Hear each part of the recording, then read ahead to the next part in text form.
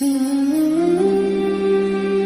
وكفى وسلام على عباده الذين اصطفى أما بعد. قال النبي صلى الله عليه وسلم: الحياء شعبة من الإيمان.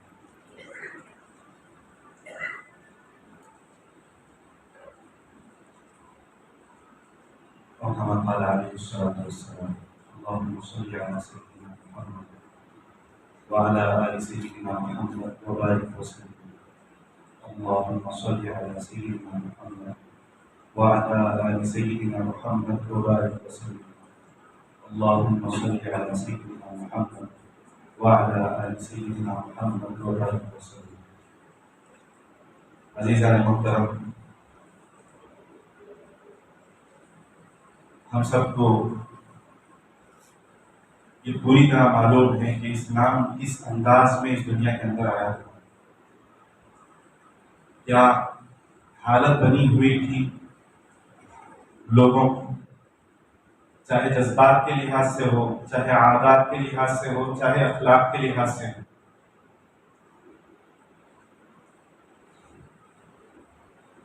انسان کی جان کی قیمت گاجر مولی سے کم ہو چکی تھی،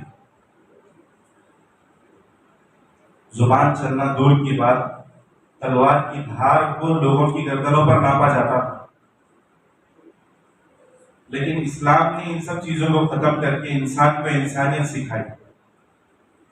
اسلام کوئی نیا مذہب نہیں ہے کہ آقا حضرت محمد رسول اللہ صلی اللہ علیہ وسلم لے کر آ گئے ہیں۔ اسلام دنیا کا سب سے پرانا مذہب ہے۔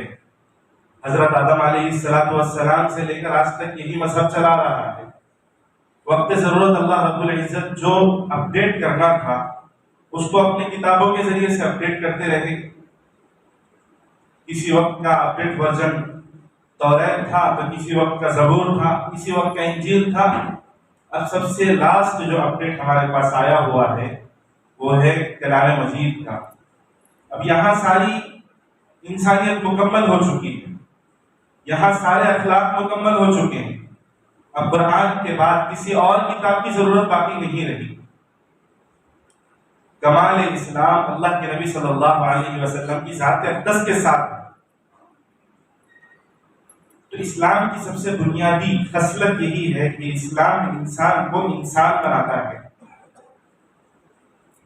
جن لوگوں کو غلاظت کرنے کا طریقہ تک پتہ نہ تھا کہ ایک دوسرے سے باتیں کرتے ہوئے غلاظت کیا کرتے تھے، جن لوگوں کو راستے میں چلنے کا طریقہ پتہ نہیں تھا، جن لوگوں کو آپسی تعلقات کو باقی رکھنے کا طریقہ پتہ نہیں تھا، بیٹا ماں سے شادی کر رہا ہے، حرام رشتوں میں اپنے آپ کو باندھ رہا ہے، یہ ساری چیزوں کو اسلام نے ختم کیا۔ ایک بنیادی چیز جو اسلام نے یہاں پر ایک انمول ہسٹری قائم کی ہے اس دنیا کے اندر، وہ ہے عورت کو انسان کا حق دینا۔ انسان تو سوچتا تھا کہ میں تو مرد سوچتا تھا کہ میں تو انسان ہوں، میرے حقوق ہیں، میں بادشاہ بنوں گا، میں کما کر لاؤں گا، میں کھلاؤں گا، میں تجارت کروں گا، میں فلاں کروں گا، میں فلاں کروں گا۔ لیکن کوئی عورت کو انسان کی نظر سے دیکھنے والا تیار نہیں تھا۔ مخصوص ایام آ جاتے تو عورتوں کے ساتھ خنزیر نما عمل کیا جانے لگتا تھا۔ ایسے وقت میں اسلام نے عورت کو پوری عزت و وقار کے ساتھ رونما کیا۔ جس عورت کو پورا ڈھک کر نکلنا اس کے لیے عذاب بن چکا تھا تو اسلام نے اس کے لیے وہ ایک اس کی زینت قرار دے دی۔ یہ گھر کی زینت ہے، عورت گھر کی ملکہ ہے۔ اللہ پاک نے اپنے مذہب کے ذریعے سے عورت کو وہ درجہ دیا جو درجے کو لوگ سوچ بھی نہیں سکتے تھے کہ عورت اس درجے تک پہنچ سکتی ہے۔ رفیق حیات انسان کے لیے عورت کو بنایا اللہ رب العزت نے۔ عورت نبی تو نہیں بن سکتی لیکن نبی کے لیے بنیاد تو بن سکتی ہے۔ عورت بادشاہ تو نہیں بن سکتی لیکن بادشاہ کے لیے بنیاد تو بن سکتی ہے۔ عورت ضرورت نہیں ہے، اسلام نے یہ بات سمجھایا ہے کہ عورت ضرورت نہیں ہے، عورت ضرورتوں کا حل بنا کرتی ہے۔ اسلام نے عورت کے وقار کو بتایا ہے، اسلام نے عورت کو دبایا نہیں ہے، کالے برقعے کے اندر لپیٹنے کا یہ ہرگز مطلب نہیں ہے کہ عورت کا کوئی وقار نہیں ہے۔ عورت کی بات کو اس کی زبان کے حد تک اور اس کے گلے تک برقرار رکھنا یہ ہرگز نہیں ہے کہ عورت کو اس کی جال کے پیچھے بند کیا جا رہا ہے، بلکہ سونے کو ہمیشہ تجوریوں کے اندر رکھا جاتا ہے۔ تو اللہ رب العزت نے عورت کو وہی مقام دیا کہ تمہارا کام باہر پھرنا نہیں ہے، تم راستے میں لگی ہوئی منڈی کے بکنے والے آم نہیں ہیں، بلکہ تم سونے کی دکان، سونار کی دکان کے اندر تجوری میں رکھے جانے والی مال ہو، جسے بیچنے کے لیے بھی نہیں رکھا جاتا، بکاؤ مال نہیں ہے عورت۔ اسلام نے اس چیز کو بخوبی سمجھایا ہے۔ جس وقت عورتوں کو اپنے سر کا درد سمجھا جانے لگا، اس وقت میں عورت کے سلسلے میں یہ کہہ دیا کہ جس کے گھر میں بیٹی پیدا ہو جائے تو یہ سمجھ لینا چاہیے کہ اللہ اس سے راضی ہے، اپنی رضا کا پروانہ اللہ رب العزت بیٹی کے ذریعے سے لینا چاہتے ہیں۔ اللہ نے اس کا نعمت بدل بتا دیا ہے کہ زندہ درگور کرنا چھوڑ دو، اللہ تمہارے لیے نعمت بنا کر اتاریں گے۔ عورت گھر کے لیے زینت ہوا کرتی ہے، عورت گھر کے لیے کوئی بوجھ نہیں ہے، یہ اسلام نے بتایا ہے۔ آج کی دنیا، جو ماڈرن دنیا ہمارے سامنے موجود ہے، جس انداز سے ہمارے سامنے آزادی نسواں کی تحریک چلائی جا رہی ہے کہ عورتوں کو نکال کر کالجز میں لے جایا جائے، عورتوں کو نکال کر اسکولوں میں لے جایا جائے، عورتوں کو نکال کر آفیسوں میں لے جایا جائے، کس لیے لے جایا جا رہا ہے؟ اگر یہ عورت خود سمجھ لے تو اس کا گھر میں رہنا اس کے لیے زیادہ معتبر بن جائے گا۔ عورت کو یہ کہہ کر نکالا جاتا ہے کہ کیا تم وزیر اعظم بننے کے حقدار نہیں ہے، لے جا کر وزیر اعظم کی چپراسی بنا کر رکھا جاتا ہے۔ عورت کو اسلام نے استعمال نہیں کیا ہے، عورت کو اس ماڈرن دنیا نے استعمال کیا ہے۔ 50 سال سے جو لوگ یہ نعرہ لگا رہے تھے آزادی نسواں کی تحریک میں، جو عورتیں کھڑے ہو کر یہ نعرہ لگاتی تھی کہ ہمیں اپنی زندگی جینے دو، ہمیں گھروں کی زینت مت بناؤ، ہمیں کمانے دو، ہمیں تجارت کے لیے جانے دو، اسلام نے ہمیں کمزور کیا ہے، جب ان کا بڑھاپا آیا تو وہ یہ آہ کہتے ہوئے رک گئی اور اپنی زندگی میں اپنی آنکھوں سے خون کے قطرے ٹپکاتے ہوئے یہ کہنے لگی کہ کاش ہم 100 کے ہونے کے بجائے 1 کے ہو کر رہ جاتی۔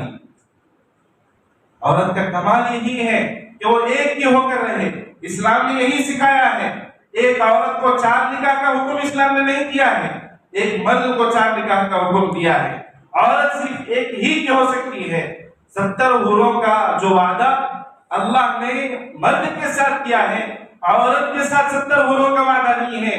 اس کے لیے بہت باکمال شخصیت اللہ چن کر دینے والے ہیں۔ اسے تنہا ایک ہی شخصیت اس کو سنبھالنے والا، اس کا ذمہ دار بن سکتا ہے۔ لیکن آج کی دنیا نے اس باوقار چیز کو، اس برانڈڈ چیز کو چائنا مال کی طرح دنیا کے اندر روڈوں پر پیش کر دیا۔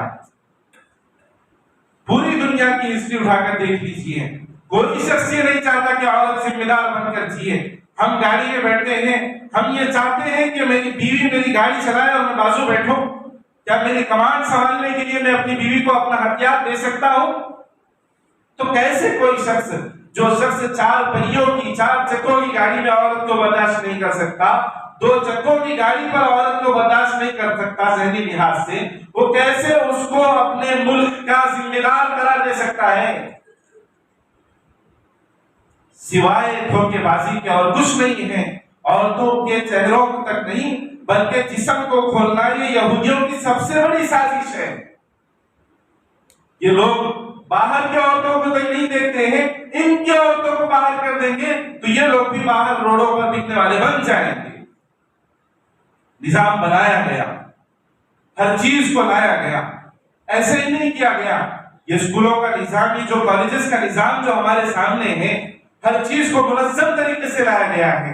آج کے دور کے اندر اگر ہم یہ سمجھتے ہیں کہ میری پیاری بیٹی اسکول جاتی ہے، میری پیاری بیٹی بہترین نمبرات سے پاس ہو کے آتی ہے، ہم غلط فہمی میں ہیں۔ ایک ویڈیو لانچ ہوا تھا چند دن پہلے کی بات ہے، 4 مسلم لڑکیاں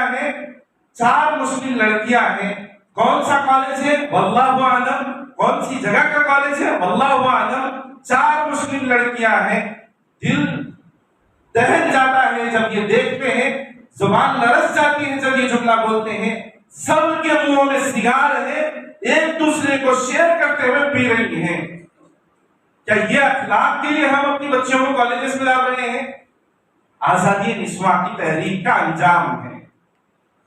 اپنی بچیوں کو بچانے کی ضرورت ہے، اپنے آس پاس کی بچیوں کو بچانے کی ضرورت ہے، اپنے نظام کو سدھارنے کی ضرورت ہے، ورنہ پھر وہی حال ہوگا کہ ہم گھر کے برتن مانجنے لگ جائیں گے، عورتیں دیگر گھروں کی صفائی کرنے والی بن جائیں گی۔ کوئی کسی کو باس نہیں بنائے گا، عورت کو لے جائے گا اسسٹنٹ بنائے گا، لے جائے گا کسی باس کی رکھوالی بنائے گا، لے جائے گا کسی کے نظام کو سنبھالنے والی مینیجر بنائے گا، لے جائے گا کسی کے ماتحت رکھے گا۔ کسی عورت کو کوئی ذمہ دار بنانے والا نہیں ہے۔ اگر ہم بچیوں کو پڑھا رہے ہیں، پڑھائیے، آپ کا پڑھانا آپ کو بہت مبارک ہے، آپ کی پڑھی لکھی بچی واقعتاً عقل مند بنے گی، یقیناً بنے گی، لیکن اپنے ذہنوں سے یہ بات ہرگز نکال دیں کہ اس کے ذریعے سے یقیناً اسے اسلامی تربیت ملے گی۔ اتنا ہو سکتا ہے کہ وہ اسلام مخالف تہذیب کو گھر میں لے کر آئے گی۔ دنیاوی تعلیم کے ساتھ دینی تعلیم سے اپنی اولاد کو جوڑے رکھیں۔ جس نسوان کو اسلام نے جو عزت دی ہے، اس عزت کو خود اپنی بچی ہمارے سامنے اپنے سامنے ہی اتار پھینکے گی۔ یہ نظام بدلتا جائے گا، یہ قیامت کا نظام ہے۔ وہ وقت آئے گا جسے اللہ کے نبی صلی اللہ علیہ وسلم نے کہا تھا روڈوں پر زنا ہوگا۔ زنا کی بہت سی روایتیں ہیں، ایک روایت یہ بھی ہے کہ نگاہوں سے دیکھنا آنکھوں کا زنا ہے، زبان سے بات کرنا یہ زبان کا زنا ہے، ہاتھ سے پکڑنا یہ ہاتھ کا زنا ہے، اس کی طرف چل کر جانا چلنے کا زنا ہے، یہ حکمی زنا ہے، حقیقی زنا روڈ پر ہو کر رہے گا۔ اللہ نہ کرے کہ ہمارے گھر کے نازک کلیاں اس میں کھلنے لگ جائیں۔ ہمیں اپنی حفاظت کی ضرورت ہے۔ کالجز میں پڑھانے سے انکار نہیں ہے، اسکولوں میں پڑھانے سے انکار نہیں ہے، پڑھائیے، بخوبی پڑھائیے، پوری تعلیم دیجیے، لیکن اسلام سے جوڑنے کا کچھ نظام بنائیں کہ ہماری بچیاں اسلام کی وہ پاک باز عورتوں کو پڑھنے والی بن جائیں جو حضرت عائشہ سے موسوم تھے، جو حضرت فاطمہ سے موسوم تھے۔ اللہ کے نبی صلی اللہ علیہ وسلم اپنی بیٹی کی تربیت اس طرح کیے ہیں کہ شہزادی ہوتے ہوئے اللہ کے نبی صلی اللہ علیہ وسلم کی لاڈلی لخت جگر ہوتے ہوئے گھر کے کام کرتے کرتے آپ کے ہاتھوں میں کٹے پڑ چکے تھے۔ اس کے باوجود اللہ کے نبی سے غلام مانگنے پر اللہ کے نبی نے منع کر دیا۔ تربیت کی ضرورت ہے، اسلامی تربیت دینے کی ضرورت ہے۔ تعلیم کیسے بھی ہو، آج کا دور بدل چکا ہے۔ ایک وقت تھا کہ خلافت اور حکومت یکساں چلتی تھی، ایک وقت آیا خود ہمارے مسلمانوں نے حکومت اور خلافت کو دونوں کو الگ الگ راہوں پر لے لیا۔ اسی طرح آج کا دور ہے کہ تعلیم و تربیت پہلے یکساں چلتی تھی، لیکن آج کے دور میں یہ یقینی بات ہے پورے دماغ کے ساتھ، اگر پورے اپنی دماغ کی رگوں کو کھول کر دیکھ لیں، مدارس کے علاوہ کوئی ایسی جگہ نہیں ہے جہاں تعلیم کے ساتھ تربیت ملتی ہو۔ ہر شخص اپنی تعلیم کے ساتھ اپنی تربیت دینے میں لگا ہوا ہے۔ ہمیں اپنے نظام کو سنبھالنے کی ضرورت ہے، ہمیں اپنے گھر میں اسلام لانے کی ضرورت ہے، ہمیں اپنے گھر کے بچوں کو مسلمان بنانے کی ضرورت ہے۔ اللہ کہنے سننے سے زیادہ عمل کی توفیق نصیب فرمائے۔ وآخر دعوانا الحمد للہ رب العالمین۔